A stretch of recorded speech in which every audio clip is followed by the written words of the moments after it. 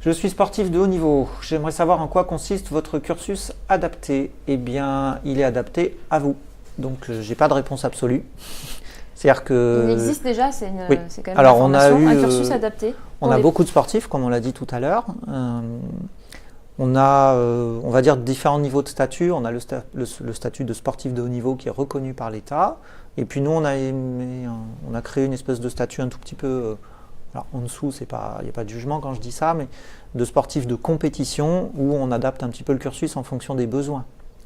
Parce que quelque part, on a eu des présélectionnés olympiques, par exemple, en aviron. Alors il se trouve que Nantes est un peu le paradis de l'aviron en France, parce qu'on a une rivière plate, pardon.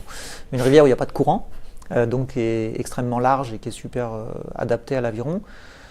Après, un sportif de haut niveau en alpinisme, l'adaptation du cursus ne va pas être la même parce que par contre, niveau montagne, on est un peu moins bien doté.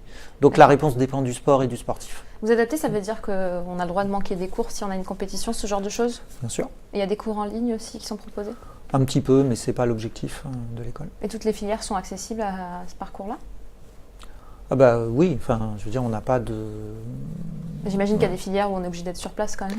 Alors, il y a pas mal de manips, il y a beaucoup de TP, beaucoup de projets, comme on l'a dit tout à l'heure, mais après, à charge à nous d'organiser un parcours adapté qui peut durer plus longtemps.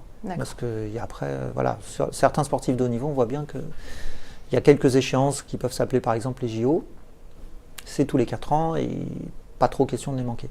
Exactement. Voilà.